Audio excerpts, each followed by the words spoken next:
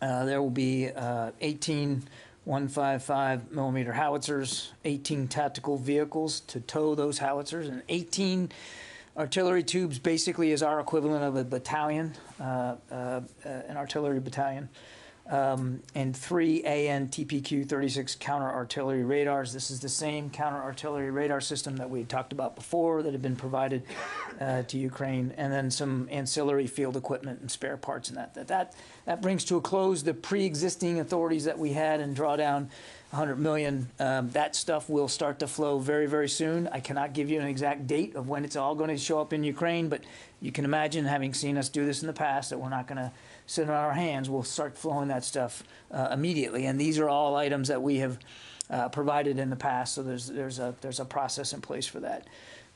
So there's that. That means that we have now committed approximately $4.6 billion in security assistance to Ukraine since the beginning of this administration, and that includes approximately $3.9 billion just since the beginning of Russia's invasion on the 24th of February. So basically $4 billion just since the beginning of the invasion. And since 2014, overall, the United States has committed more than $6.6 billion in security assistance. And then obviously we're going to continue to work with allies and partners to continue to provide additional capabilities. I think you know that. Okay, on to the news last night about support for the baby formula crisis here in the country. U.S. Transportation Command is expeditiously coordinating across federal agencies to include the Departments of Agriculture and Health and Human Services and the Food and Drug Administration to support the President's direction to conduct Operation Fly Formula. U.S. Transportation Command will leverage its partnership with commercial air carriers to contract and accelerate the importation of infant formula into the United States that meets our government's health and safety standards. Now, we're in these active coordination right now. I do not have a specific flight to speak to today or exact quantities to speak to today. We are in active coordination with the interagency. We've got our marching orders, and we'll work through this. The first step of that is, again, working with the interagency to identify locations where formula can be had overseas, and then getting the right aircraft in place to bring that to the United States, and then, of course, working out the destination. So I'm sure you all have a lot of questions about this.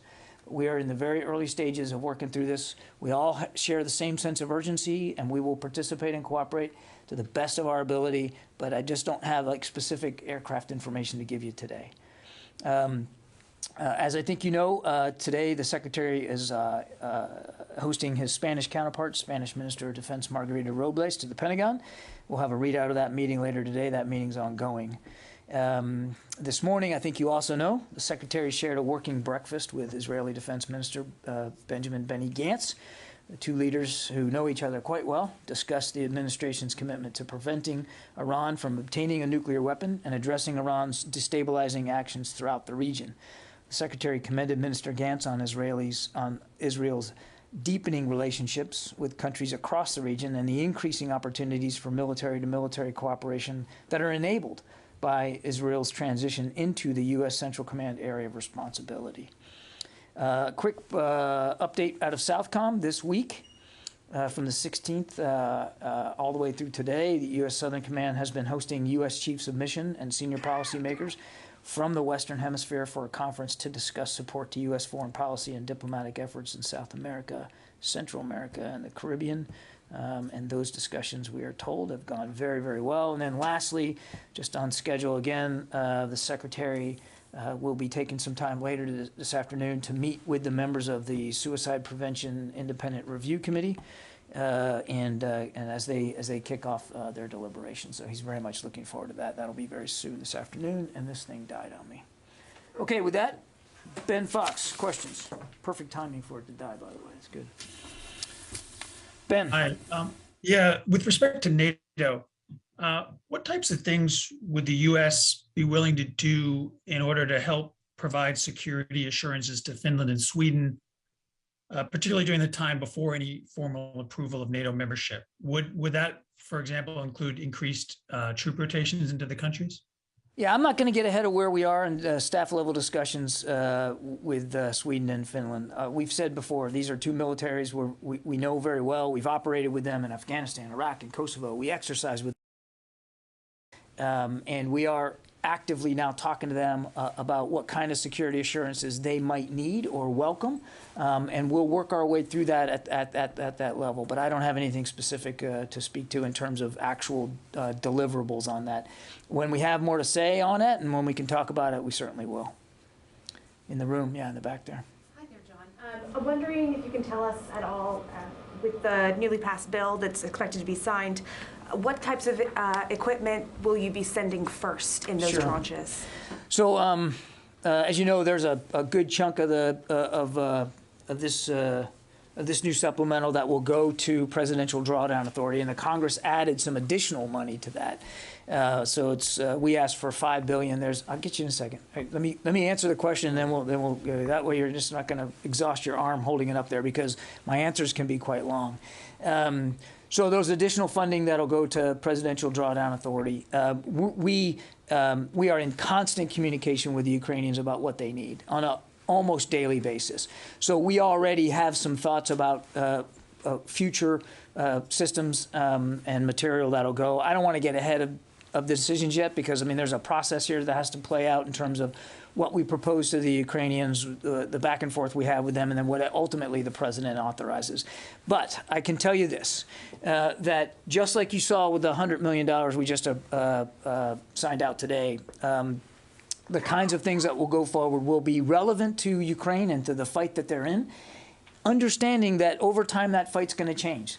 So the future drawdown packages will probably, at least in terms of frequency, look a lot like what we've done in the past. I mean, we now have some longer runway, and so we're going to meter these out appropriately so that Ukraine's getting what it needs in the fight that they're in, and that fight could change over time. So I don't want to get ahead of where we are. I don't want to speculate about future specific systems. But go ahead. Is it safe to say artillery, though, with the fight in the Donbass going on right now? It is not out of the realm of the possible at all that there'll be future artillery systems in there. But again, I don't want to speculate or get ahead of where we are. Artillery clearly has proven to be a critical element for the Ukrainians in this fight. We said that when the war was going to now go into the Donbass, that it was a fight that was going to be heavily reliant on long-range fires, artillery, and we've seen that bear out. We know that the vast majority of the howitzers that we have sent, just the ones we have sent, are actually on the front lines in various places in Ukraine, and the Ukrainians are using them and using them quite effectively. So as you said, we just sent another 18, or we're going to send another 18 here soon. It's entirely possible that artillery could be in future drawdown packages, but we'll work that through. And just like we've done it in the past, we'll be as transparent with you when we can. When we have made these decisions, we'll certainly make that public. John, you started saying... No, he had his hand up first, and he waited a long time. Okay, would you finish the thought? You started with Caitlin saying we had asked for $5 billion, then you got off. Did they the original request was $5 billion, and Congress added some additional funds to this. I don't have the exact figure, but they added some additional PDA authority. Thank you. Yeah, go ahead. Hi, thank you. Jamal Shael from Al Jazeera English. I wanted to ask you about the working breakfast between the Secretary of Defense and Benny Gantz. The readout didn't mention anything about the killing of Palestinian-American journalist Shireen Abu Akleh. Obviously, there is a lot of condemnation that's come from U.S. lawmakers with regards to the killing of the journalist.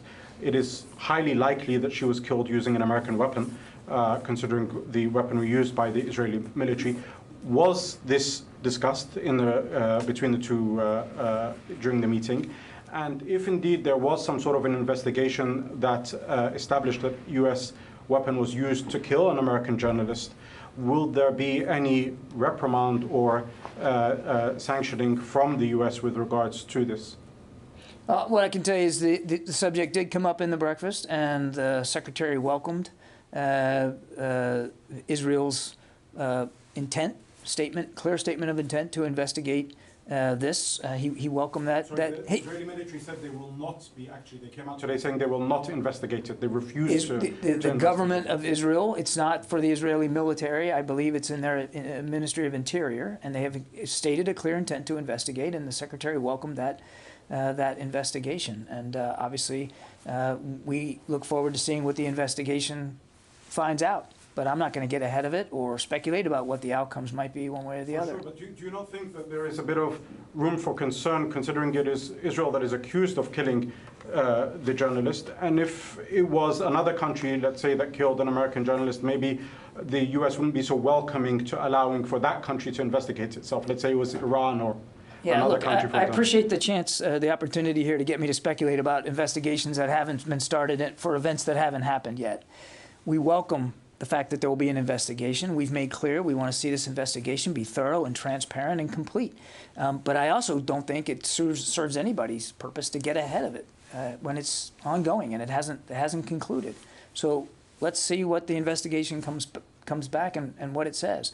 But it did come up in the conversation. Yes, ma'am.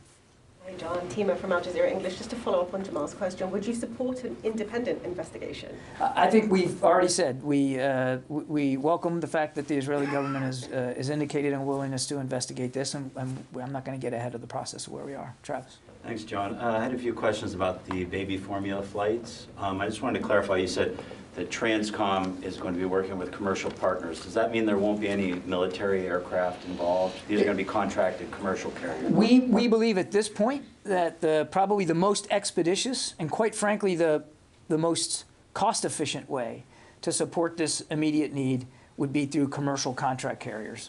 Transcom does not believe they have to activate the CRAF. At this point, they believe they can probably handle this, again, most efficiently with contract carriers that are already in the satellite, the orbit of carriers that they work with every single day. And they do. I mean, so much of the security assistance that goes to Ukraine, for instance, is going on contract carriers, not gray tails. That said, Travis, if a requirement can best be met by a gray tail, Transcom will certainly have the authority to use a gray tail. But they believe right now probably the best and most efficient way to do this is with contract carriers. We'll see. We just don't have a lot of detail right now. We're working it out closely with HHS. You talked earlier in the week, I think, about the stocks in U.S. and overseas commissaries. I think 50% you said in the U.S. and 70% overseas. Right. Do you have any update on those numbers, whether the stocks have dwindled? And are military families somewhere on this priority list? Are there discussions whether some of this formula from overseas might be going to commissaries? I did check on the numbers. Those numbers are still relevant. 50% stockage levels here at home in our commissaries and 70% overseas. And the Defense Commissary Agency continues to evaluate this against the need every single day. I know of no changes to those policies or priorities. Obviously, we're not immune to the same shortages that the rest of the American people are experienced with respect to baby formula. We take the president's direction very, very seriously, and we'll work this as hard as we can. Yeah, Barbara. I think what is the first time you called this a baby formula crisis. You used the word crisis, not a word the Pentagon uses lightly.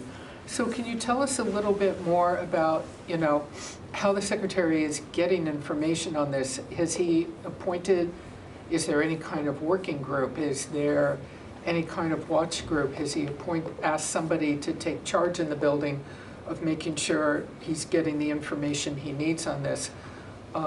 What has led you to the conclusion to use the word crisis? I think it's evident, Barbara, that there's a significant shortage out there in the American population of baby formula, and the president has taken this very, very seriously. That's why he called for use of the Defense Production Act and asked for DOD to support HHS and agriculture in terms of finding inventories overseas that we can bring home. I think I was simply stating the obvious, which I think we've all recognized, that it's an issue out there in the American population, and the Department of Defense will do everything we can to help alleviate that. There has not been an establishment of a group here at the Pentagon to manage this. U.S. Transportation Command is going to be our lead agency for working with the interagency to find these inventories and to try to get them here to the United States. Can I have a quick follow-up on a different subject? Earlier today, a senior defense official talking about the situation at the U.S. Embassy in Kyiv said right now there's no U.S. military security component to their embassy security needs. So that is broader, no military security component broader than just a U.S. Marine embassy contingent. If you, and I fully understand it comes at the request of the State Department, but nonetheless, if there's no U.S. military security component to the embassy's security needs, are you not concerned? I don't know how to put it, other than you could have a repeat of the kind, not exactly, but the kind of tragedy that was seen so many years ago in Benghazi, where some of the State Department didn't feel security was required. Military security was brought in late because they weren't asked to be there. Do you just wait for the State Department, or do you at some point take a more assertive role and say, we have assessed and we think you need security? Or do you think no security is needed by anything other than State Department personnel? I would say we work very closely with the State Department about their security requirements. And those security requirements are not the same in any two places around the planet. So we are in direct conversations and coordination with our State Department colleagues about their security footprint there at the embassy in Kyiv. And I don't have anything to announce today with any changes to how that's going to be done in the future. We're in constant communication with them, and I don't think that it would be helpful for me at all in any way from the podium to talk about what that security footprint looks like, what the postures looks like, and how the security requirements are going to get filled. And I would certainly refer you to the State Department to speak to their decision-making process in terms of how they better secure diplomacy and their diplomats. If there is a validated need for U.S. military assistance, then again, that's a discussion that we will absolutely have with the State Department. I mean, we obviously want our diplomats to be able to do their jobs, and we're glad to see that they've resumed operations in Kyiv. We agree with them that that's an important move. And if there's something that the U.S. Department of Defense can do to assist them in their diplomatic work, then we'll have that conversation with them. So you're being very, just to be clear, you're being very prospective, shall we say, in looking down the road. You are repeatedly saying you will have that conversation if there's a need. We are having that conversation with the State Department about what their security requirements might look like. But it's ultimately up to the Secretary of State to determine there or anywhere else around the world how he wants to better secure and protect his diplomats. And if there's a role that we can play, then we will absolutely have that discussion with them. But I'm not going to get ahead of where things are right now, and I am certainly not going to talk here from the podium about security footprint at that or any other embassy. I think you can understand we wouldn't want to go there. Yes, Missouri. Thank you.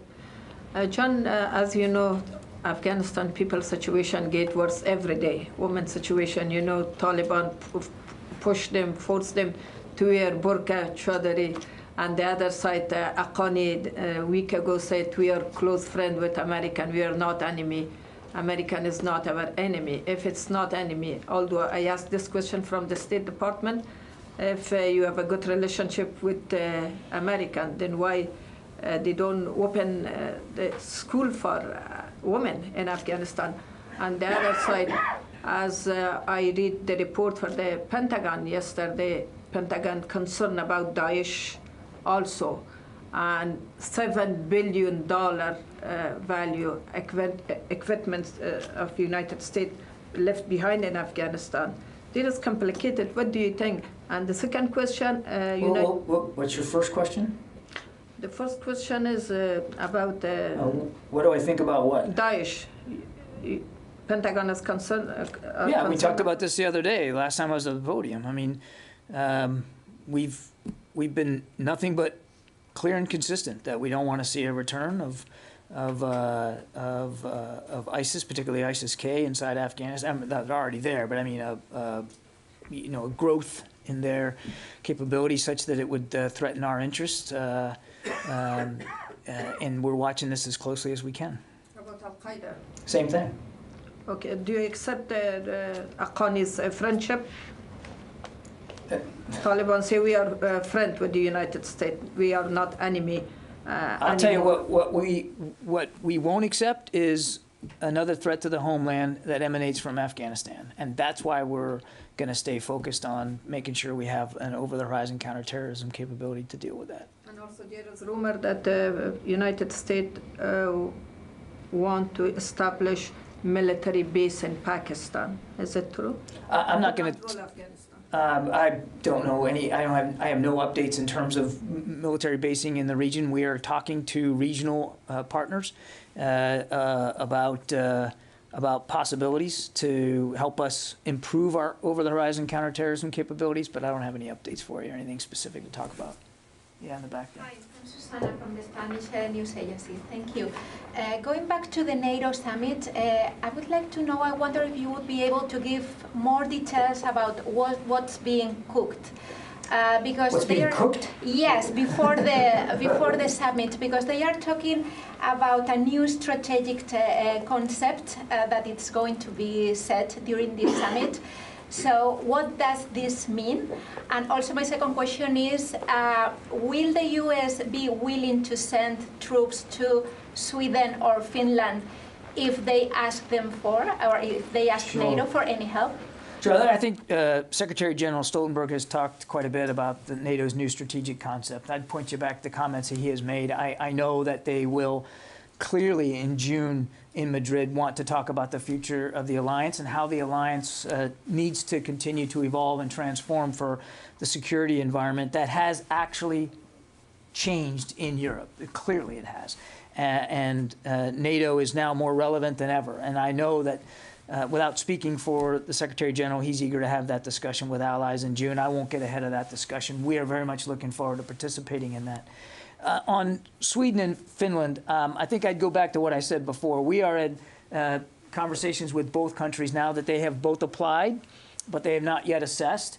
We're having staff-level conversations with both militaries about any potential security assurances and/or capabilities that they might appreciate having availability to in this time between application and accession. And we just haven't, those discussions are ongoing, and we just haven't come to any final conclusions about that. But I would just again make 2 points. One, we certainly strongly support their accession into the alliance.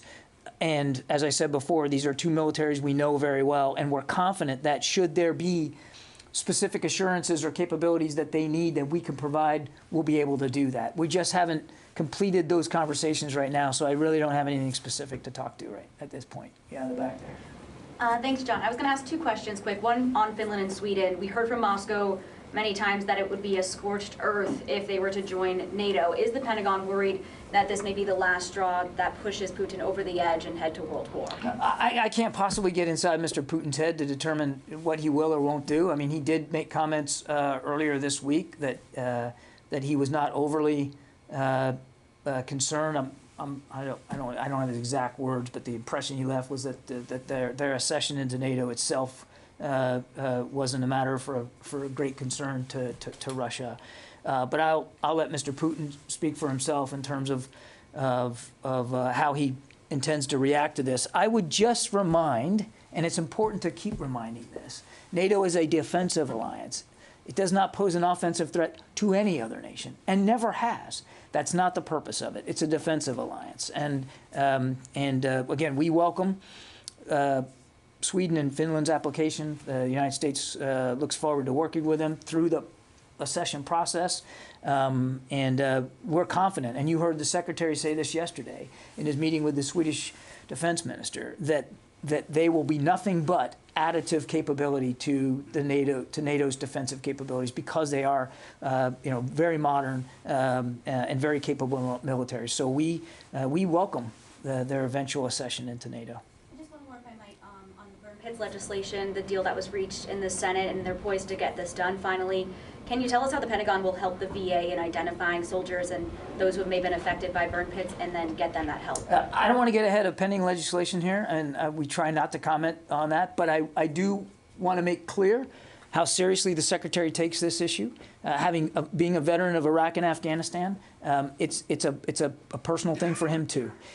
He takes this very seriously, and he and Secretary McDonough have talked about this issue specifically many times. And he is absolutely committed to working directly and very closely with the VA on helping address, analyze, and deal with burn pit after effects and injuries and medical treatment that's required for exposure to burn pits. It's a serious issue. He's taken it seriously, and again, he and Secretary McDonough are lashed up very, very tight on this. Again, I won't talk about the pending legislation specifically, but I can assure you it's definitely on the Secretary's mind. Yeah, Goyle. Thanks, sir. Two questions. One on Afghanistan, one on Sri Lanka. As far as Afghanistan is concerned, you think Taliban are living up to their promises they made to the US and to the global community? Because in recent days, there were bombings at girls' schools, and also women are now being forced to many things which they said they will not go through. Yeah, I think our State Department colleagues have talked about this, and I'll leave it to them to speak to issues like that, Goyle. We're focused here at the Department of Defense on making sure that another 9/11 type attack cannot occur from or emanate from Afghanistan, and that's what we're focused on. And Sri Lanka is in crisis politically and also militarily, and also collapse of the government there. As far as this building is concerned, anybody is in touch with the Sri Lankan government because of the heavy loans from China took this one family running the Sri Lanka, and now they are in trouble. The whole community, whole region is in trouble because of that. I don't have an update here from the Defense Department on that. Again, I'd refer you to my colleagues at the State Department to speak to Sri Lanka. Let me go to the phones here. Sylvie? Hello. I have two questions. First, about the Ukrainian fighters from Mariupol who just surrendered. I wanted to know if US is trying to facilitate any negotiation to help them to go back to Ukraine. And my second question is about grain and grain exports. Are there any talks about creating a security arrangement so that Ukraine grain can be exported, either from Odessa or elsewhere? Yeah, Sylvie, I mean, obviously, we know that the Russians continue to be able to blockade in the Black Sea and prevent exports of grain from Ukraine, and we obviously understand the economic impact that not only to Ukraine but to so many other countries around the world. I mean, this is something that the administration is having discussions on from an interagency perspective. Excuse me. And I'm not going to get ahead of those discussions. And then your other question was on the soldiers taken from the Azovstal plant. I mean, look, our expectation is and we've said this before, is that all prisoners of war will be treated in accordance with the Geneva Convention and the law of war. That's our expectation, and we'll be clearly watching this closely with that expectation. But beyond that, I have nothing more to say. Tara Kopp.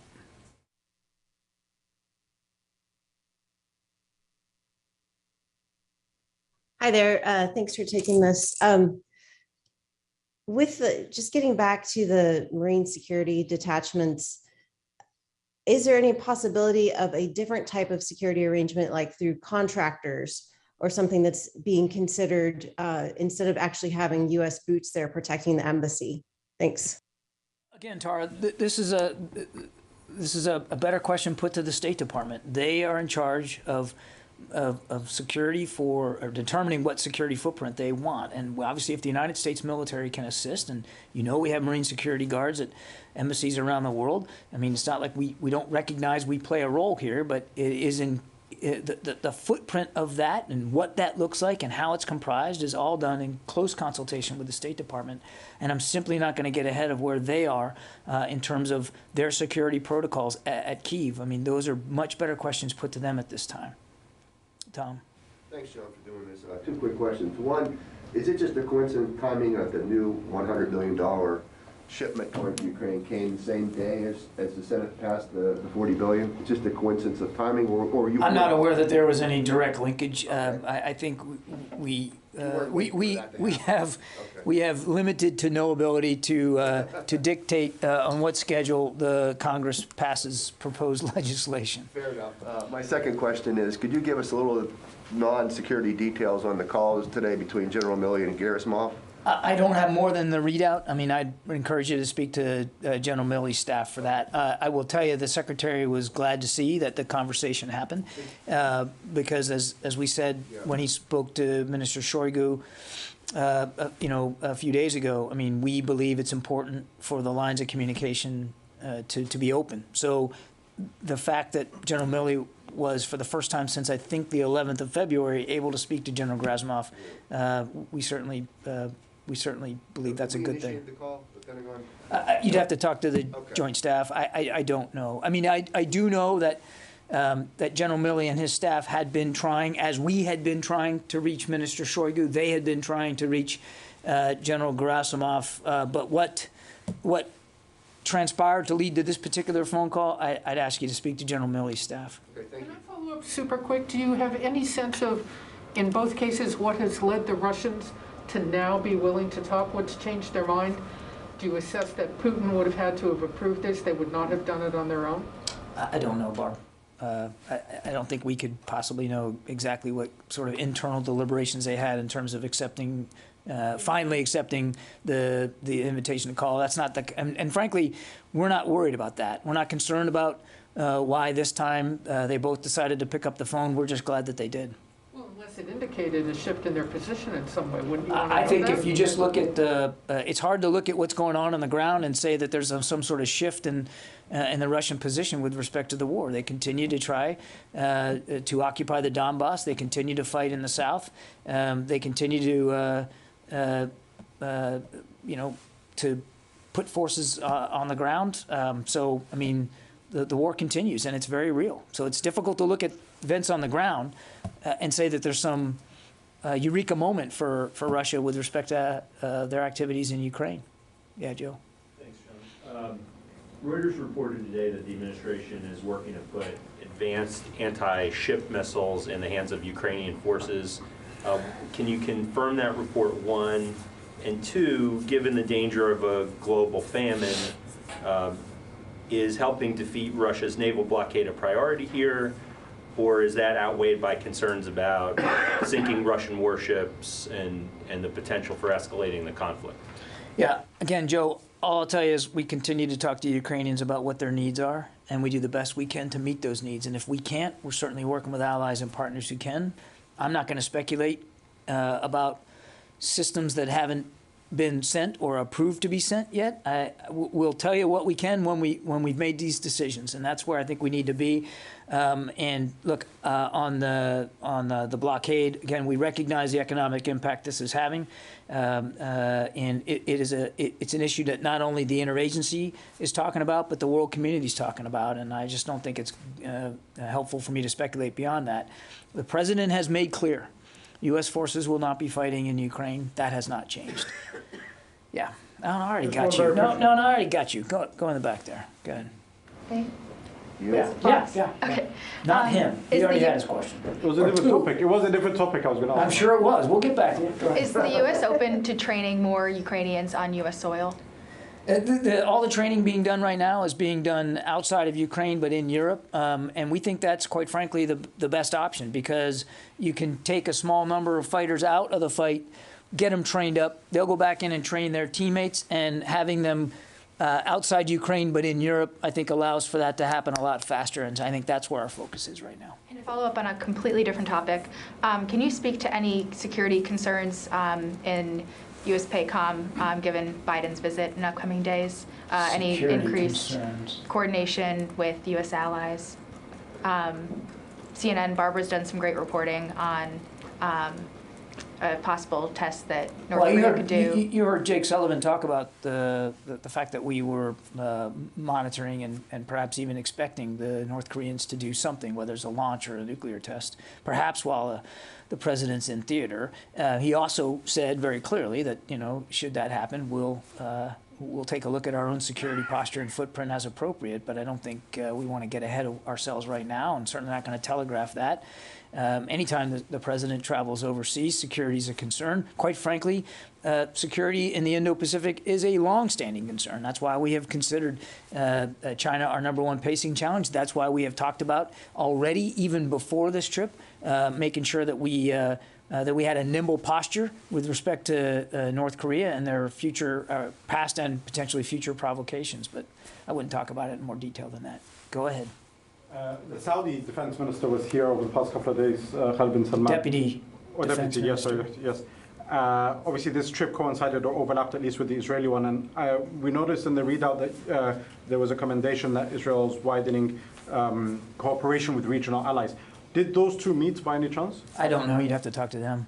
They didn't. There was no meeting of the two here, not trilateral, no, but whether they're meeting on the sidelines because they're both in D.C. at the same time, I think you'd have to talk to either one of them. Let me go back to the phones here. Laura Seligman, Politico. Hey, John. I wanted to go back to Sweden and Finland. Is the U.S. considering a larger U.S. naval presence in the Baltic Sea as Sweden has requested? And what would that potentially look like? Laura, I'm just not going to get ahead of where we are right now. We're having staff talks with these two countries about whatever security assurances they might require and what we could work with them on. And, we just haven't come to conclusions on anything, and I just don't want to get ahead of where we are. John, can I follow up on a question, please? Mm-hmm. Thank you. My colleague asked you if the U.S. is open to training Ukrainians on U.S. soil, and you responded, we think training, paraphrasing slightly, that training is best done in Europe. But is the U.S. open to the idea in the future? We already have. I mean, the first batch of Switchblade training was done with a small number of Ukrainian soldiers, that were already here in the States for some other program. I mean, it's not like there's a prohibition on it. We've done it in the past, and I can assure you, Tom, that if at some point we felt that was the best way to work on improving their capabilities with a system we were providing, we would do that. But right now, given where we are, where they are in the fight, and what's being sent to them, we still believe that the most efficient way is to do it in the region nearby. Thanks. Yeah. Okay. That's pretty. Another one? Just wondering if there's an update on when we're going to get a public release of the National Defense Strategy. No updates for you right now. We're still working our way through that. But when we're able to have more on that in terms of what an unclassed release of it, we'll let you know. But I don't have an update today. Okay. Thanks everybody. Thank you.